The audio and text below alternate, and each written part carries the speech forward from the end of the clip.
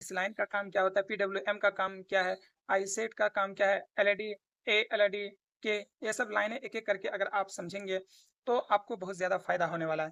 दोस्तों, आज का वीडियो आपके लिए बहुत ही ज़्यादा इम्पोर्टेंट होने वाला है क्योंकि आज मैं बात करने वाला हूँ लाइट सेक्शन का जो 9 बॉल की आईसी होता है, उसके बारे में। आप लोगों ने मुझे कमेंट करके बहुत सारा कमेंट ऐसा आया कि सर मुझे 9 बॉल की जो आईसी होता है, उसके बारे में डिटेल में बताइए। तो मैं आपको ये 9 बॉल की जो आईसी होता है लाइट सेक्शन में, अगर इस 9 बॉल की आईसी अगर आपको समझ में आ जाए, तो आपको लाइट सेक्शन का कोई भी 9 बॉल की आईसी अगर आपके पास आ जाए रिपेयर होने के लिए, तो आपको वो मोबाइल बनाने में आपके लिए बहुत ही ज़्यादा आसान हो जाएगा। क्योंकि ये 9 बॉल की जो आईसी होता है, जो 6 बॉल की आईसी होता है, उससे कुछ एडवांस है। अगर आपने ये 9 बॉल की जो सर्किट है, अगर आपको समझ में आ जाए, तो आपको लाइट सेक्शन को रिपेयर करना बहुत ही आसान और ईज़ी हो जाएगा। अगर आपने मेरी वीडियो को नहीं देखे हैं, ये वीडियो जो होने वाला है, ये पार्ट 10 होने वाला है। अगर आपने मेरा पिछले वीडियो नहीं देखे हैं, तो आप पिछले वीडियो को ज़रूर देखें। अगर पिछले वीडियो को आप देखेंगे, तो आपको बहुत ही ज़्यादा फ़ायदा होने वाला है। तो वीडियो शुरू करने से पहले बस मेरी आपसे एक रिक्वेस्ट है कि अगर आपने मेरे चैनल को सब्सक्राइब नहीं किए हैं, तो चैनल को सब्सक्राइब करके नोटिफिकेशन को ऑन कर लीजिए, आपकी बड़ी मेहरबानी होगी।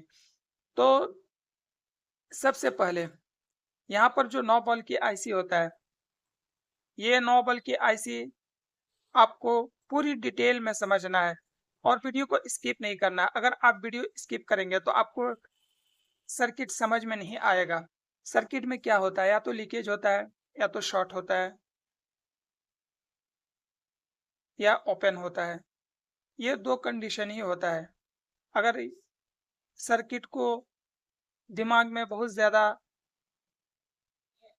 टेंशन लेना है, ले लीजिएगा कि ये लाइन क्या है, वो क्या है, ये सब चीज़ें बिल्कुल आसान है मेरे भाई।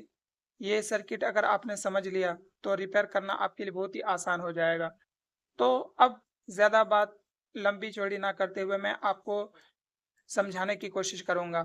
कोई भी आईसी हो, जितने भी मदरबोर्ड में हमारा आईसी होता है, उन सबको चलने के लिए हम क्या चीज़ की ज़रूरत पड़ती है? सबसे पहला स्टेप में वीपीएच लाइन की ज़रूरत पड़ती है। जैसे हम लोग इंसान खाना खाते हैं, तो ही तो हम लोग चलते हैं। उसी हिसाब से इसको भी एसवाईएस की एक लाइन चाहिए, जिसमें 3.7 से लेकर 4.2 वोल्ट की सप्लाई मिलनी चाहिए।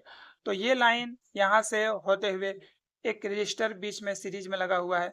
उसके बाद यहाँ पर जो रजिस्टर लगा हुआ है, ये 0 ओहम का रजिस्टर लगा हुआ है। आप एक चीज़ का ध्यान रखें, हम लोग कई बार क्या करते हैं, रजिस्टर की वैल्यू जो होता है उसे चेक नहीं करते हैं और हम लोग क्या करते हैं, उसको जंपर करते हैं। लेकिन सारे रजिस्टर जंपर नहीं होता है।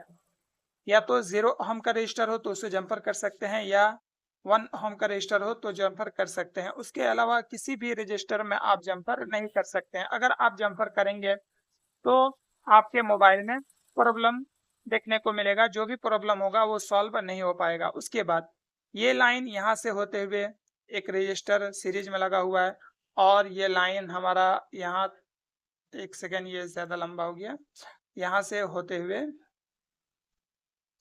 और फिर हमारा ये आईसी में इन होता है, जो कि 3.7 से लेकर 4.2 वोल्ट की सप्लाई मिलनी चाहिए। ये 10 ओहम की रजिस्टर है। उसके बाद यहाँ पर एक कैप भी लगा हुआ है। अब हमें जो चेक करना है, इसे 3.7 से लेकर 4.2 वोल्ट की सप्लाई मिलने के बाद अब हमारा जो आईसी है, इस आईसी को क्या चीज़ की ज़रूरत पड़ती है? इस आईसी को 3.7 से लेकर 4.2 वोल्ट की सप्लाई जब मिल जाती है, तो इसे इनेबल लाइन की बहुत ही ज़्यादा ज़रूरत पड़ती है। इनेबल लाइन आप जो मिलना ज़रूरी है, ये जो इनेबल लाइन होता है, ये कंट्रोल लाइन होता है। किसी भी सेक्शन को चालू करने के लिए सीपीयू से एक लाइन आता है, जो कि सर्किट को कंट्रोल करता है। यानी मिसाल के तौर पर ले लीजिए कि हमें अगर घर से कहीं जाना होता है, तो अपने माँ-बाप, अब्बू-अम्मी से पूछना पड़ता है कि हम कहीं जाने वाले हैं, तो अब्बू-अम्मी बोलते हैं कि जाइए। वो परमिशन देता है तभी हम लोग कहीं जा पाते हैं। उसी हिसाब से हमारा जो ये आईसी है, इस आईसी को इनेबल लाइन परमिशन देता है कि तुम एक्टिव हो सकते हो। अगर मिसाल के तौर पर इनेबल लाइन अगर आपका ओके नहीं है, या तो बीच में कोई कैप लगा है जो शॉर्ट हो चुका है, या ये लाइन ओपन है, तो फिर आप चाहे लाइट आईसी को 1000 बार बदल डालें, या आप जो कोयल है, कैपेसिटर है, उन सबको बार बार बदल डालें, लेकिन आपका प्रॉब्लम सॉल्व नहीं होगा।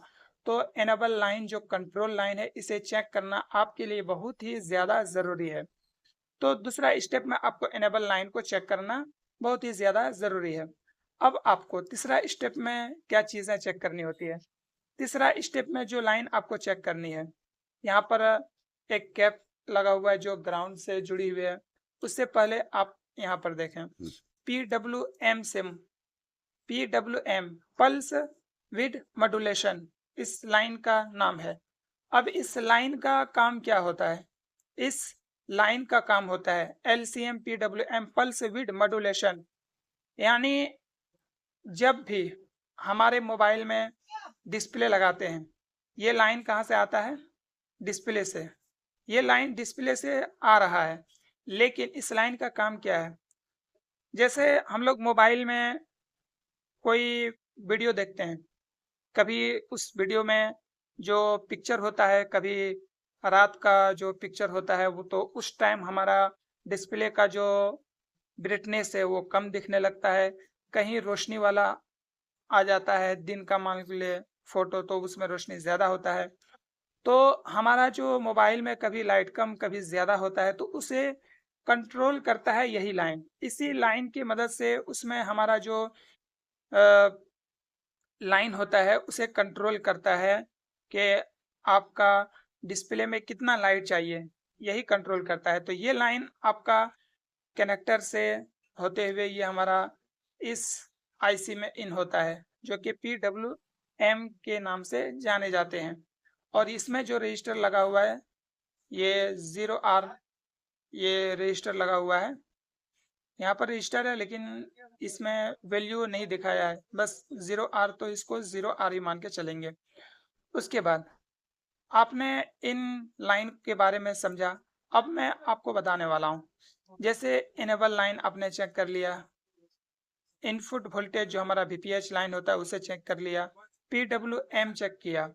उसके बाद अब हमें जो ये 3 लाइन जो आईसी का रिक्वायरमेंट है, ये 3 लाइन कंपलसरी इस आईसी को मिलना चाहिए। अगर ये आईसी को 3 लाइन नहीं मिला, तो आपका मोबाइल में जो भी सर्किट है वो काम नहीं करेगा। अब जब ये 3 लाइन मिल गया, तो अब जो हमें चेक करना है वो चेक करना है यहाँ पर। यहाँ पर आप देखें, यहाँ से 3.7 से लेकर 4.2 वोल्ट की जो सप्लाई थी, ये यहाँ से होते हुए हमारा आईसी में जाकर के इन हुआ है। लेकिन अब आपको एक चीज ध्यान में देना है कि यही लाइन आपका कहाँ जा रहा है। ये लाइन जो है वो आपका एक कॉयल है। इस कॉयल के माध्यम से ये लाइन आउट हो रहा है, यानी, और ये कॉयल जो लगा हुआ है ये कितने वैल्यू के लगा हुआ उसको एक बार देख लेते हैं। तो यहाँ पर जो PL जहाँ पे हमें मदरबोर्ड में दिखे तो समझे कि ये कॉयल है। तो ये 10 यानी 10 मैक्रो हेनरी का ये कॉयल लगा हुआ है। इस कॉयल को हम लोग बूस्ट कॉयल बोलते हैं, बूस्ट कॉयल बोलते हैं। लेकिन असल जो हमारा ये कॉयल है, ये हमारे वोल्टेज जो होता है 3.7 से लेकर 4.2 वोल्ट की सप्लाई, ये हमारा कॉयल बूस्ट नहीं कराता है। हम लोगों को पता है कि बूस्ट कॉयल इसको बोलते हैं, बूस्ट कराता है, लेकिन बूस्ट ये कॉयल नहीं कराता है, ये आईसी का ये लाइन बूस्ट करने का काम करता है, जो LX है। कई जगह आपने SW देखा होगा, जो स्विचिंग हम लोग बोलते हैं, लेकिन LX का मतलब भी स्विचिंग होता है। तो ये लाइन जो होता है, ये हमारा जो स्विचिंग कराता है कॉयल और डायोड के बीच में, कॉयल और डायोड के बीच में ये स्विचिंग करता है। और ये लाइन आपका आउट होता है यहाँ से, और डायोड के दूसरे सिरे से आपका ये लाइन कहाँ पर जा रहा है इसको एक बार देखना बहुत ज़्यादा ज़रूरी है। तो ये लाइन जो जा रहा है एक रजिस्टर के थ्रू से, और ये रजिस्टर जो है इस रजिस्टर के थ्रू से जो जा रहा है LCM LED A enable line, ये हमारा डिस्प्ले कनेक्टर पे जा रहा है। उससे पहले हम लोगों ने देखा है मोबाइल में कि एक डायोड रहता है, एक बड़ा सा कैपेसिटर रहता है, और लाइट IC रहता है, और कोयल रहता है। तो यहाँ पर जो कैपेसिटर है, मिसाल के तौर पर हमारा मोबाइल में कैपेसिटर खराब है, जैसे ये लाइन हमारा कैपेसिटर है और ये हमारा एक सिरा ग्राउंड से जुड़ा हुआ है। तो ये कैपेसिटर कितने वैल्यू की है? ये 33 पिकोफैराड का ये कैपेसिटर है, और 50 वोल्ट तक ये क्षमता रखता है कि 50 वोल्ट भी अगर ये जो स्विचिंग हो रहा है, जैसे 15 से 20-25 वोल्ट होता है, अगर 50 वोल्ट तक भी अगर वोल्टेज आता है, और LED A ये वोल्टेज के हिसाब से आपका LCD में जो फोटो है वो दिखेगा, वीडियो दिखेगा। अगर इसमें जो रिक्वायरमेंट है LCD का उससे ज़ायद अगर आपका वोल्टेज बढ़ जाए, तो ये ग्राउंड वोल्टेज को ग्राउंड करके ये अपने अंदर इतना क्षमता रखता है कि 50 वोल्ट तक भी अगर ये लाइन वोल्टेज बना दे तो ये अपने अंदर ग्राउंड करके वोल्टेज को ग्राउंड कर सकता है। लेकिन 50 वोल्ट से ज़ायद अगर ये लाइन बने तो फिर ये शॉर्ट हो सकता है। तो हम लोग क्या करते हैं, कई बार कैपेसिटर अगर ख़राब होता है तो हम लोग कोई कैप उठाया फिर वहाँ पर लगा दिया। लेकिन आपको एक चीज़ का ध्यान रखना है कि अगर 50 वोल्ट का कैपेसिटर अगर ये अपने अंदर क्षमता रखता है तो यहाँ पर 50 वोल्ट का कैपेसिटर ही लगाना है। अगर आप 50 वोल्ट की कैपेसिटर अगर उससे कम लगाएंगे तो फिर वोल्टेज कई बार अगर बढ़ जाए तो फिर आपका ये लाइन प्रॉब्लम में आ सकता है, कैपेसिटर शॉर्ट हो सकता है, और आपका लाइट जो है वो प्रॉब्लम में आ सकता है, लाइट बंद हो सकता है। तो इस चीज़ का आपको ध्यान में रखना है। तो आपका अगर कोई भी कैपेसिटर, कोई भी IC, कोई भी कॉइल अगर ख़राब हो तो उसकी जो हेनरी कितना का है, आपका कितना ओहम का रजिस्टर है, ये सब चीज़ें आपको जानना बहुत ही ज़्यादा ज़रूरी है।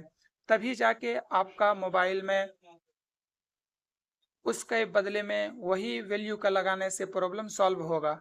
उसके बाद हमें LED A का पूरा लाइन को समझें। अब जो हमें चेक करना है वो चेक करना है, अब जो अगला लाइन जाएगा A2 और A3, ये दो लाइन जा रहा है LCM LED के और LED ED के कैथोड का लाइन। इन दो लाइन का काम क्या होता है? इन दो लाइन हमारा डिस्प्ले में जो लाइट होता है उसको माइनस का जो रिक्वायरमेंट लाइन होता है वो इस लाइन से हमारा जाता है। यानी हमारे पास जो लाइट डिस्प्ले में लगे होते हैं उसमें एक पॉजिटिव लाइन होता है, एक नेगेटिव लाइन होता है। तो पॉजिटिव का LED A लाइन जाता है, वो वहाँ पर रिक्वायरमेंट होता है, और LED K का नेगेटिव लाइन का काम करता है। और उसके साथ ही साथ ये लाइन फीडबैक के लिए भी काम करता है। जैसे मिसाल के तौर पर LED K, इससे लाइन से पता करते हैं कि मोबाइल में अभी ब्राइटनेस वगैरह क्या चल रहा है, नहीं चल रहा है, मतलब कुछ ना कुछ इसमें फीडबैक का काम करता है। अगर मैं इसके इन दो लाइन के ऊपर मैं थोड़ा और ज़्यादा नॉल मतलब सर्च करके और मैं अगले वीडियो में ज़रूर बताऊंगा, क्योंकि अगला वीडियो जो होने वाला है वो 12 वोल्ट के IC होता है। देखिए भाई, अगर आपने सर्किट को समझ लिया तो मोबाइल को रिपेयर करना आपके लिए बहुत ही आसान हो जाएगा। तो वीडियो को स्किप मत करना और मेरी हर एक वीडियो को देखो। अगर इस वीडियो से आपको फ़ायदा हो रहा है तो आप कमेंट ज़रूर करें, और चैनल में अगर नए हैं तो चैनल को ज़रूर से ज़रूर सब्सक्राइब करें। उसके बाद ही इस लाइन को भी चेक करना है। इस लाइन में आपको दो कैप शायद यहाँ पर लगा हुआ है कैपेसिटर, जो कि 50 वोल्ट का है। 33 पिकोफैराड का भी यहीं पर लगा हुआ है। अगर आपका मेन कैपेसिटर खराब हो तो बोर्ड से आप इस 2 कैपेसिटर उठा के वहाँ पर लगा सकते हैं। उसके बाद ये 2 लाइन चेक करने के बाद अब जो हमारा A2 A3 चेक हो गया, अब A1 का एक लाइन होता है। यहाँ पर एक जो रजिस्टर है ये ग्राउंड से जुड़ा हुआ है और ये जो जैसे ये रजिस्टर है ये कितने वैल्यू की है, तो 42.2 किलो ओम का ये रजिस्टर है। ये रजिस्टर मिसाल के तौर पर अगर ख़राब हो जाए तो प्रॉब्लम आपका क्या आ सकता है? मोबाइल में या तो ब्राइटनेस कम हो जाएगा या मोबाइल में ब्राइटनेस हाई हो जाएगा या फिर मोबाइल का जो भी आपका लाइट है वो बिल्कुल चला जाएगा। अगर ये रजिस्टर की वैल्यू ख़राब हो जाए तो इस रजिस्टर का जो वैल्यू होता है इसका काम क्या होता है? मोबाइल में अगर ये ओपन हो जाए तो बैक लाइट बंद हो सकती है, लाइट कम हो सकती है, लाइट ज़्यादा हो सकती है, आईसी या एलईडी पर लोड बढ़ता है, इसकी वजह से लाइट बंद हो जाता है। तो इस आईसी के रजिस्टर पर एक रेफरेंस वोल्टेज देता है। रजिस्टर की वैल्यू के अनुसार एक छोटा करंट बढ़ाता है। इसी आईसी ये जो आईसी है, इसी आईसी करंट को देखकर तय करती है एलईडी ए में कितना करंट भेजना है। ये जो रजिस्टर की वैल्यू है, इस वैल्यू को चेक करने के बाद ये आईसी आपका एलईडी ए जो होता है उस लाइन को कितना वोल्टेज स्विचिंग कराना है, ये रजिस्टर की कोई वैल्यू देख करके और ये स्विचिंग कराता है। तो मुझे उम्मीद है कि इस रजिस्टर के बारे में आपको समझ में आ गया होगा। उसके बाद A1 A2 A3 आपने चेक कर लिया, उसके बाद C2 C3 C1 तो हो गया। अब B1 चेक हो गया, B2 B3 बाकी रहा। तो ये B2 जो है ये एक कैपेसिटर के लगा हुआ है और एक ग्राउंड से जुड़ा हुआ है और ये है सीधा एक ग्राउंड लाइन है। तो इन सारे लाइनों को आपने एक-एक करके अगर चेक करेंगे तो 110% आपके मोबाइल में जो भी प्रॉब्लम होगा वो सॉल्व होगा। मुझे उम्मीद है कि अगर आपने इस वीडियो को देखा है और आपको कुछ भी समझ में आया है तो आप चैनल को ज़रूर से ज़रूर सब्सक्राइब करें। यहाँ पर आपको जितने भी लाइन, जैसे ये लाइन यहाँ पर जो बना हुआ है, आप हर एक लाइन के बारे में डिटेल में समझ गए होंगे, तो आप इसे स्क्रीनशॉट ले लें और कॉपी में खुद से बना लें कि इस लाइन का काम क्या होता है, इस लाइन का काम क्या होता है, पीडब्ल्यूएम का काम क्या है, आईसेट का काम क्या है, एलईडी ए, एलईडी के, ये सब लाइनें एक-एक करके अगर आप समझेंगे, तो आपको बहुत ज़्यादा फ़ायदा होने वाला है। तो मुझे उम्मीद है कि इस वीडियो से कुछ ना कुछ आपको ज़रूर सीखने को मिला होगा। अगर वीडियो आपको अच्छा लगा हो तो चैनल को ज़रूर से ज़रूर सब्सक्राइब करें। आपकी बड़ी मेहरबानी होगी।